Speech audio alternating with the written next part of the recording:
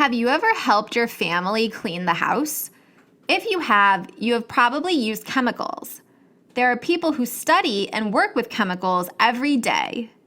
Meet Kendra, a toxicologist. A toxicologist is a scientist who studies chemicals that can harm humans. Chemicals can be man-made or found in nature. Right now, Kendra is using her lab to study a chemical that is found in nature called Venom. Venom can be very dangerous. It is found in certain animals and can be injected into human skin when people are bitten or stung. The venom can cause swelling, heart attacks, and even death. To teach people about the dangers of venomous ocean animals, Kendra is starting a podcast.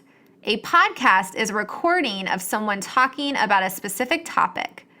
Kendra sets up her very own recording space to create her podcast. Her first podcast episode will be called Venom in the Sea. In the first part of the podcast, Kendra will talk about two venomous animals. The first is the stonefish. Its venom can cause temporary paralysis and even death. People can become injured when they step on a spine that fell off of the fish. The spines are strong enough to go through a rubber-soled shoe. Next, Kendra will talk about the sea wasp. One sea wasp has up to 60 venomous tentacles with enough venom to kill 60 humans. In the second part of the podcast, Kendra will discuss how toxicologists have figured out where venomous animals live to help keep people safe from being bitten or stung. She tracks data from animal movements on her iPad. Kendra explains that venomous ocean animals are influenced by climate, which refers to the weather over a long period of time in a certain location. When the climate changes and gets warmer over many years, the water can get warmer. When ocean water gets warmer, venomous animals move to cooler waters to survive. Normally, there are a few venomous crown of thorns starfish living on coral reefs, where people love to scuba dive.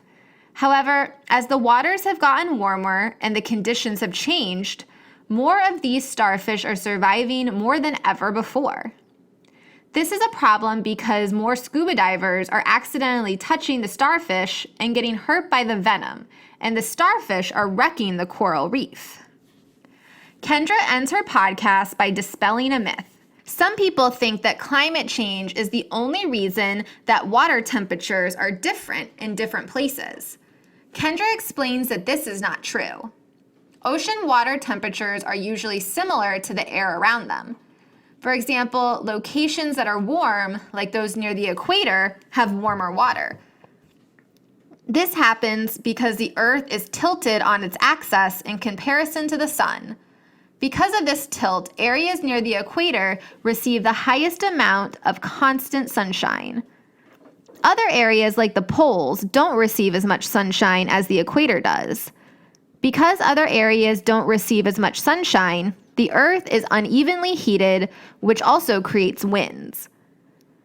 Currents of winds that move at different speeds in different directions.